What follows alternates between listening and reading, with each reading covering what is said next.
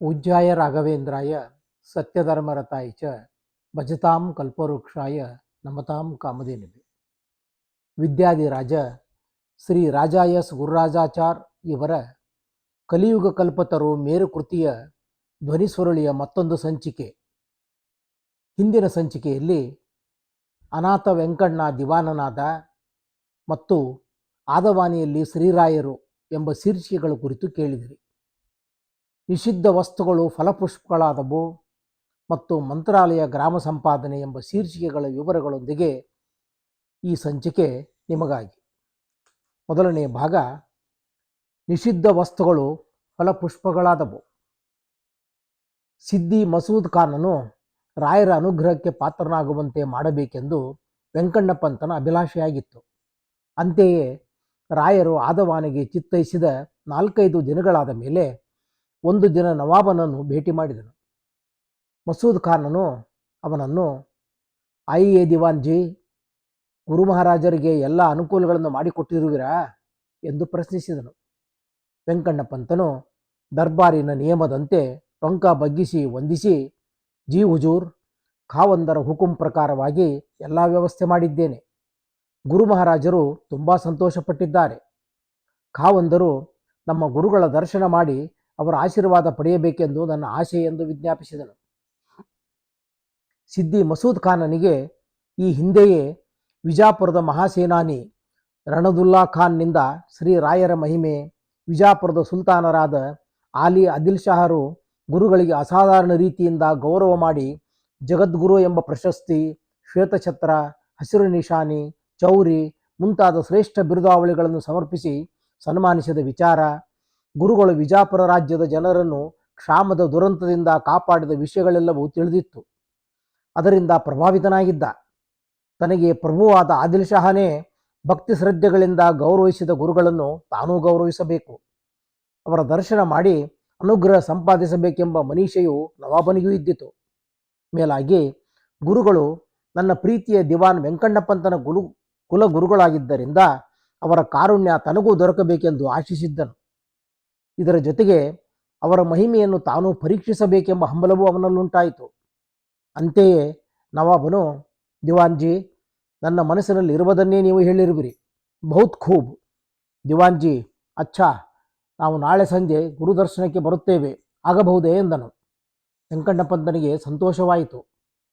ಆಗಬಹುದು ಹುಜೂರ್, ಗುರುಗಳ ಭೇಟಿಗೆ ವ್ಯವಸ್ಥೆ ಮಾಡುತ್ತೇನೆ ಎಂದು ವಿಜ್ಞಾಪಿಸಿ ಮನೆಗೆ ಬಂದು ರಾಯರಲ್ಲಿ ವಿಷಯ ನಿವೇದಿಸಿದನು. ಶ್ರೀ ರಾಯರು ಮಂದಹಾಸ ಬೀರಿ ಬಹಳ ಸಂತೋಷ ಎಂದು ಅಪ್ಪಣೆ ಕೊಡಿಸಿದರು. ನವಾಬನ ಸ್ವಾಗತಕ್ಕೆ ಮಹಾಸಂಸ್ಥಾನ ಸಂಪ್ರದಾಯದಂತೆ ಸಕಲ ಸಿದ್ಧತೆಗಳಾದವು. ಸೂರ್ಯಾಸ್ತ ಸಮಯಕ್ಕೆ ಸ್ವಲ್ಪ ವೇಳೆ ಇರುವಾಗ ಸಿದ್ದಿ ಮಸೂದ್ ಖಾನನು ದಿವಾನ್ ವೆಂಕಣ್ಣ ಪಂತನೊಡನೆ ಮಿತಪರಿವಾರನಾಗಿ ಜೋಡು ಕುದುರೆ ರಥದಲ್ಲಿ ಶ್ರೀಯವರ ದರ್ಶನಕ್ಕೆ ಬಂದನು. ಬಾಗಿಲು ಬಳಿ ಪಂಡಿತ ಮಂಡಲಿ, ಪೂರ್ಣಕುಂಭ, ವೇದಘೋಷ, ಮಂಗಳವಾದ್ಯಗಳೊಡನೆ ಲಕ್ಷ್ಮೀನಾರಾಯಣಾಚಾರ್ಯರು ನವಾಬನನ್ನು ಗೌರವದಿಂದ ಸ್ವಾಗತಿಸಿ ಕರೆತಂದರು. ಶ್ರೀ ರಾಯರು ಭದ್ರಾಸನದಲ್ಲಿ ಅಲಂಕೃತರಾಗಿದ್ದರು. ವೆಂಕಣ್ಣ ಪಂತ ನವಾಬರನ್ನು ಶ್ರೀಯವರ ಸನ್ನಿಧಿಗೆ ಕರೆದುಕೊಂಡು ಬಂದನು. ಅನಿರ್ವಚನೀಯ ತೇಜಸ್ಸು, ಭವ್ಯಾಕೃತಿಯಿಂದ ಕಂಗೊಳಿಸುವ ಗುರುವರ್ಯರನ್ನು ಕಂಡು ನವಾಬ ಚಕಿತನಾದ. ಮಂದಹಾಸ ಮುಕುಳಿತ ವದನಾರವಿಂದರಾದ ಆ ತೇಜೋನಿಧಿಗಳ ದರ್ಶನ ಮಾತ್ರದಿಂದ ನವಾಬ ಪುಳಕಿತನಾದ. ಗುರುಗಳಲ್ಲಿ ಅವನಿಗೆ ಶ್ರದ್ಧಾಭಕ್ತಿಗಳುಂಟಾದವು. ಸಿದ್ದಿ ಮಸೂದ್ ಖಾನನು ಗುರುರಾಜರ ಭವ್ಯ ವ್ಯಕ್ತಿತ್ವದಿಂದ ಪರವಶನಾದ. ಇವರು ಸಾಮಾನ್ಯರಲ್ಲ. ಜಗತ್ತನ್ನೇ ಆಕರ್ಷಿಸುವ ತೇಜೋ ವಿಭೂಷಿತರಾದ ಈ ಮಹಾಮಹಿಮರಲ್ಲಿ ಜಗತ್ತನ್ನೇ ಪಾದಾಂಕಿತಗೊಳಿಸಿಕೊಳ್ಳುವ ಧೈರ್ಯ ಸ್ಥೈರ್ಯಗಳಿವೆ. ನಾನು ಇವರನ್ನು ಪರೀಕ್ಷಿಸಲು ಸಿದ್ಧನಾಗಿ ಬಂದುದು ತಪ್ಪಾಯಿತೇನೋ ಎಂದು ಅವನ ಮನಸ್ಸು ಅಳುಕಿತು. ಆದರೆ ಆ ಭಾವನೆ ಅವನಲ್ಲಿ ಮೂಡುವ ವೇಳೆಗಾಗಲೇ ಕಾಲ ಮಿಂಚಿ ಹೋಗಿತ್ತು. ನವಾಬನು ಗುರುಗಳ ಮುಂದೆ ಬಾಗಿ 3 ಬಾರಿ ವಂದಿಸಿ, ಗುರು ಮಹಾರಾಜ್, ತಮ್ಮ ದರ್ಶನದಿಂದ ಕೃತಾರ್ಥನಾದೆ ಎಂದು ಬಿನ್ನವಿಸಿದನು. ನವಾಬರಿಗಾಗಿ ಸಿದ್ಧಪಡಿಸಿದ್ದ ರತ್ನಕಂಬಳಿಯ ಮೇಲೆ ಶ್ರೀಯವರಿಗೆ ಸಮೀಪದಲ್ಲಿ ನವಾಬ ಕುಳಿತ. ರಾಯರು ನಸನುಗುತ್ತಾ ನವಾಬರ ಕುಶಲ ಪ್ರಶ್ನೆ ಮಾಡಿದ ಮೇಲೆ ಅವನ ಅಪ್ಪಣೆಯಂತೆ ಅವನ ಖಾಸಾ ಸೇವಕನು ಕಿಂಕಾಶಿನ ಜರೀರ ವಸ್ತ್ರದಿಂದ ಮುಚ್ಚಿದ್ದ ಒಂದು ರಜತ ತಾಂಬಾಣವನ್ನು ಗುರುಗಳ ಮುಂದಿಟ್ಟ. ಅದನ್ನು ಕಂಡು ರಾಯರ ಮುಖದಲ್ಲಿ ವಿಲಕ್ಷಣ ಮಂದಹಾಸ ಮಿನುಗಿತು. ಆಗ ಸಿದ್ದಿ ಮಸೂದ್ ಖಾನನು, ಗುರು ಮಹಾರಾಜ್, ತಮ್ಮ ಮಹಿಮೆಯನ್ನು ನಮ್ಮ ದಿವಾನ್ಜಿಯವರಿಂದ ತಿಳಿದು ಬಹಳ ಖುಷಿಯಾಗಿದ್ದೇವೆ. ದೊಡ್ಡವರಾದ ನಿಮ್ಮ ದೇವರ ಸೇವೆಗೆ ಎಂದು ಕಾಣಿಕೆಯಾಗಿ ಇದನ್ನು ತಂದಿದ್ದೇವೆ. ಗುರೂಜಿಯವರು ಸ್ವೀಕರಿಸಬೇಕು ಎಂದು ತಟ್ಟೆ ಎತ್ತ ಕೈ ತೋರಿದ. ಭೂತ ಭವಿಷ್ಯದ್ವರ್ತಮಾನ ವಿಷಯಗಳು ಕರತಲಾಮಲಕವಾಗಿದ್ದ ಗುರುರಾಜರಿಗೆ ನವಾಬನ ಆರ್ದ್ರ ಸೂರ್ಯಪ್ರಕಾಶದಷ್ಟು ಸ್ಪಷ್ಟವಾಗಿತ್ತು. ವಿಧರ್ಮೀಯನು ವಿಮತೀಯನೂ ಆದ ನವಾಬನಿಗೆ ಭಗವಂತನ ಅಚಿಂತ್ಯದ್ಭುತ ಶಕ್ತಿ, ವೈದಿಕ ಸನಾತನ ಧರ್ಮದ ಭಗವದ್ಭಕ್ತರಾದ ಹಿಂದೂ ಮತದ ಸಾಧು ಸಂತರ ಮಹಿಮೆಗಳನ್ನು ತೋರಿಕೊಡಲು ಇದೀಗ ಸರಿಯಾದ ಸಂದರ್ಭ ಒದಗಿತೆಂದು ಗುರುಗಳು ಯೋಚಿಸಿ ಮುಗುಳ್ನಗೆ ಬೀರಿದರು. ಪಾಪ ವೆಂಕಣ್ಣಪ್ಪಂತನಿಗೆ ಇದಾವುದೂ ತಿಳಿಯದು. ಗುರು ಸಾರ್ವಭೌಮರನ್ನು ಗೌರವಿಸಲು ನವಾಬನು ವಿಶೇಷ ಧನಕನಕಾಭರಣಗಳನ್ನು ತಂದಿರುವನೆಂದೇ ಅವನು ಭಾವಿಸಿದ್ದನು. ಆದರೆ ನವಾಬನು ತಂದಿರುವ ವಸ್ತುಗಳೇ ಬೇರೆಯಾಗಿತ್ತು. ಅವನು ರಾಯರ ಸತ್ವ ಪರೀಕ್ಷೆ ಮಾಡಲು ಹಿಂದೂ ಧರ್ಮದಲ್ಲಿ ನಿಷಿದ್ಧವಾದ ಮದ್ಯ ಮಾಂಸಾದಿಗಳನ್ನು ತಟ್ಟೆಯಲ್ಲಿಟ್ಟು ಕಿಂಕಾಶಿನ ವಸ್ತ್ರ ಹೊದ್ದಿಸಿ ಖಾಸಾ ಸೇವಕರೊಡನೆ ತೆಗೆಸಿಕೊಂಡು ಬಂದಿದ್ದನು. ರಾಯರು, ಸಂತೋಷ ನವಾಬರೇ, ನಮ್ಮ ದೇವರು ಪತ್ರಂ ಪುಷ್ಪಂ ಫಲಂ ತೋಯಂ ಯೋಮೇ ಭಕ್ತ್ಯ ಪ್ರಯಚ್ಛತಿ ತದಹಂ ಭಕ್ತಿಪುರುತಂ ಅಶ್ನಾಮಿ ಪ್ರಯತಾತ್ಮನಾಂ. ಯಾರು ಭಕ್ತಿಯಿಂದ ನನಗೆ ಫಲ, ಪುಷ್ಪ, ಹಾಲು, ನೀರುಗಳನ್ನು ಸಮರ್ಪಿಸಿದರೂ ಅವರಿತ್ತುದನ್ನು ನಾನು ಸ್ವೀಕರಿಸುತ್ತೇನೆ ಎಂದು ಭಗವಂತ ಅಪ್ಪಣೆ ಕೊಡಿಸಿದ್ದಾನೆ. ನೀವು ತಂದಿರುವುದನ್ನು ನಮ್ಮ ಶ್ರೀಹರಿಯು ಯಾವ ರೀತಿ ಸ್ವೀಕರಿಸಬೇಕೆಂದು ಇಚ್ಛಿಸುವನೋ ಅದರಂತೆಯೇ ಸ್ವೀಕರಿಸುವನು ಎಂದು ಹೇಳಿ ಕಮಂಡಲವನ್ನು ತರುವಂತೆ ದ್ವಾರಪಾಲಕನಿಗೆ ಆಜ್ಞಾಪಿಸಿದರು.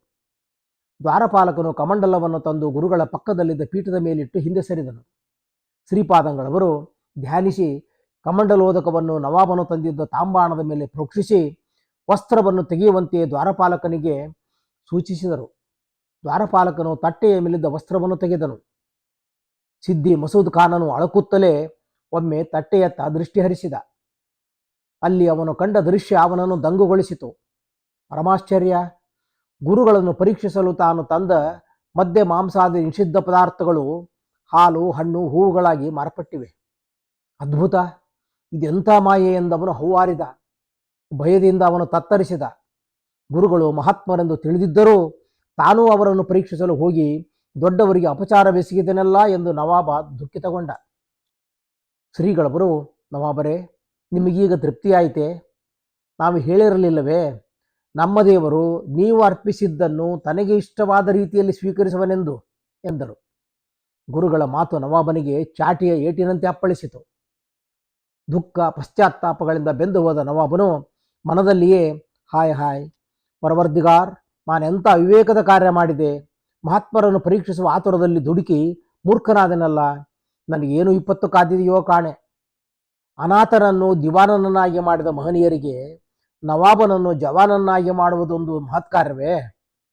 ಆ ಮಹನೀಯರು ನೊಂದು ಶಪಿಸಿದರೆ ನನ್ನ ಗತಿಯೇನು ಎಂದು ಬೆದರಿ ಚಿಂತಾಕ್ರಾಂತನಾಗಿ ಮೇಲೆದ್ದು ಗುರುರಾಜರಿಗೆ ಹಿಂದೂ ಮತದ ಪದ್ಧತಿಯಂತೆ ಸಾಷ್ಟಾಂಗ ನಮಸ್ಕಾರ ಮಾಡಿ, ಖುದಾವಂತ್, ಗುರು ಮಹಾರಾಜ್, ನನ್ನನ್ನು ಮಾಫ್ ಮಾಡಬೇಕು. ಮಹಾತ್ಮರಾದ ನಿಮ್ಮನ್ನು ಪರೀಕ್ಷಿಸ ಹೋಗಿ ಅಪರಾಧ ಮಾಡಿದ್ದೇನೆ. ತಾವು ದಿವಾನ್ಜಿಯವರನ್ನು ಶಿಷ್ಯನೆಂದು ಕಾಪಾಡಿದಂತೆ ಈ ಗುಲಾಮನನ್ನು ಕ್ಷಮಿಸಿ ಕಾಪಾಡಬೇಕು ಎಂದು ಪ್ರಾರ್ಥಿಸಿದನು. ರಾಯರು, ಏಕೆ ಚಿಂತಿಸುವಿರಿ ನವಾಬರೇ? ನಮ್ಮ ವೆಂಕಣ್ಣಪ್ಪಂತನು ನಮ್ಮ ವಿಚಾರವಾಗಿ ನಿಮಗೆ ಬಹುವಾಗಿ ಹೇಳಿಬಿಟ್ಟಿದ್ದಾರೆಂದು ತೋರುವುದು. ಆದ್ದರಿಂದಲೇ ನೀವು ನಮ್ಮನ್ನು ಪರೀಕ್ಷಿಸಿ ಗೌರವಿಸಬೇಕೆಂದು ಹೀಗೆ ಮಾಡಿದ್ದೀರಿ. ಇದರಿಂದ ನಮಗೇನು ಅಸಮಾಧಾನವಿಲ್ಲ. ನಿಮ್ಮಂಥವರು ಪರೀಕ್ಷಿಸಿದ್ದರಿಂದಲೇ ಅಲ್ಲವೇ ನಮ್ಮ ದೇವರ ಮಹಿಮೆ, ಸನಾತನ ಧರ್ಮ, ಮಂತ್ರಶಕ್ತಿಗಳ ಹಿರಿಮೆಗರಿಮೆಗಳು, ಹಿಂದೂ ಭಕ್ತರ ಮಹಿಮೆಗಳು ಪ್ರಕಟವಾಗಲು ಕಾರಣವಾಯಿತು. ಹಿಂದೆ ವಿಜಾಪುರದ ಬಾದಶಾಹರು ವಿಧರ್ಮಿಯಾಗಿದ್ದರೂ ನಮ್ಮ ಗುರುಗಳನ್ನು, ನಮ್ಮನ್ನು ಆದರದಿಂದ ಗೌರವಿಸಿದರು. ಆದರೆ ನಮ್ಮವರೇ ಆಗಿದ್ದ ವಿಜಾಪುರದ ಮಹಾಮಂತ್ರಿ ಘನಶ್ಯಾಮರಾಯರು ನಮ್ಮ ಗುರುಗಳನ್ನು ಪರೀಕ್ಷಿಸಿದರು.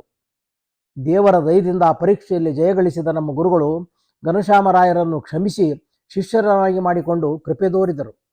ಹೀಗೆ ಆಗಾಗ್ಗೆ ಪರೀಕ್ಷೆಗಳಾದರಷ್ಟೇ ಭಗವಂತನ ಭಕ್ತರ ಅಗಾಧ ಸಾಮರ್ಥ್ಯ, ಭಾರತೀಯ ತತ್ವ, ಧರ್ಮ, ಸಂಸ್ಕೃತಿಗಳ ಮಹತ್ವ ಬೆಳಕಿಗೆ ಬರುವುದು ಎಂದರು. ನವಾಬನು ಮತ್ತೆ ಗುರುಗಳಿಗೆ ನಮಿಸಿ ವಿನೀತನಾಗಿ, ಗುರು ಮಹಾರಾಜ್, ತಮ್ಮ ಮಹಿಮೆಯನ್ನು ಕಣ್ಣಾರೆ ಕಂಡು ಧನ್ಯನಾದೆ. ಇಂದಿನಿಂದ ನಾನು ತಮ್ಮ ಭಕ್ತರೆಂದು ಸ್ವೀಕರಿಸಿ ನನ್ನ ಅಪರಾಧವನ್ನು ಕ್ಷಮಿಸಿ ನಾಳೆ ನನ್ನ ಸೇವೆಯನ್ನು ಸ್ವೀಕರಿಸಿ ಕೃಪೆಯಿಂದ ಆಶೀರ್ವದಿಸಬೇಕು ಎಂದು ಬೇಡಿದನು. ಶ್ರೀ ಗುರುರಾಜರು ಅವನ ಭಕ್ತಿ ವಿನಯದಿಂದ ಸುಪ್ರೀತರಾಗಿ ನವಾಬರ ಪ್ರಾರ್ಥನೆಯನ್ನು ಒಪ್ಪಿ ರಾಜೋಚಿತ ರೀತಿಯಲ್ಲಿ ನವಾಬನನ್ನು ಗೌರವಿಸಿ ಫಲಮಂತ್ರಾಕ್ಷತೆಯನ್ನಿತ್ತು ಕಳುಹಿಸಿಕೊಟ್ಟರು. ಮುಂದಿನ ಭಾಗ ಮಂತ್ರಾಲಯ ಗ್ರಾಮ ಸಂಪಾದನೆ.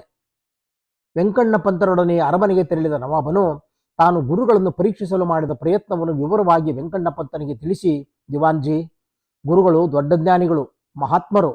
ನಾನು ಅವರನ್ನು ಪರೀಕ್ಷಿಸಿ ಅಪರಾಧ ಮಾಡಿದೆ. ಆದರೂ ಆ ಮಹನೀಯರು ನನ್ನನ್ನು ಗೌರವಿಸಿ ಸಂತೋಷದಿಂದಲೇ ಆಶೀರ್ವದಿಸಿದರು. ನಾಳೆ ಅರಮನೆಯಲ್ಲಿ ಗುರುಗಳಿಗೆ ವೈಭವದಿಂದ ಸತ್ಕಾರ ನೆರವೇರಿಸಿ ಅವರ ಅನುಗ್ರಹ ಪಡೆಯಲಾಶಿಸಿದ್ದೇನೆ. ಈ ಕಾರ್ಯವನ್ನು ನೀವೇ ಖುದ್ದು ನಿಂತು ಯಶಸ್ವಿಗೊಳಿಸಬೇಕು ಎಂದು ಹೇಳಿದನು. ಅದರಿಂದ ವೆಂಕಣ್ಣ ಪಂತನಿಗೆ ಅಪಾರ ಸಂತೋಷವಾಯಿತು. ಅವನು ನವಾಬನ ಕೋರಿಕೆಯಂತೆ ಮರುದಿನ ಗುರುಗಳಿಗೆ ಸಂಭ್ರಮದ ಆತಿಥ್ಯ ನೀಡಲು ಸಮಸ್ತ ವ್ಯವಸ್ಥೆಯನ್ನು ಆದರದಿಂದ ಮಾಡತೊಡಗಿದನು. ವೆಂಕಣ್ಣ ಪಂತನನ್ನು ಕಳುಹಿಸಿದ ಮೇಲೆ ಮತ್ತೆ ಚಿಂತೆಯು ನವಾಬನನ್ನು ಆಕ್ರಮಿಸಿತು. ಶ್ರೀಯವರಿಂದ ಫಲಮಂತ್ರಾಕ್ಷತೆ ಪಡೆದು ಬಂದಲಾಗಾಯಿತು ಅವನ ಮನದ ನೆಮ್ಮದಿಯೇ ಕದಡಿ ಹೋಗಿತ್ತು. ಆವುದು ಅವ್ಯಕ್ತ ಭಯ ಅವನ ಮನವನ್ನು ಆಕ್ರಮಿಸಿತು. ತಾನು ಮಾಡಿದ ತಪ್ಪಿಗಾಗಿ ನವಾಬ ಬಹುವಾಗಿ ಪ್ರತಪಿಸಿದ. ಗುರುಗಳು ತಪಸ್ವಿಗಳು, ಮಂತ್ರಸಿದ್ಧರು, ಮಹಾತ್ಮರು ಎಂಬುದು ಅವನಿಗೆ ಪ್ರತ್ಯಕ್ಷವಾಗಿ ಮನವರಿಕೆಯಾಗಿತ್ತು. ಇಂಥ ಜ್ಞಾನಿಗಳನ್ನು ಪರೀಕ್ಷಿಸನೆಲ್ಲ ಎಂಬ ಚಿಂತೆ ಅವನನ್ನು ಬಾಧಿಸುತ್ತಿತ್ತು. ಹೇಗಾದರೂ ಅವರನ್ನು ಒಲಿಸಿಕೊಳ್ಳಬೇಕು.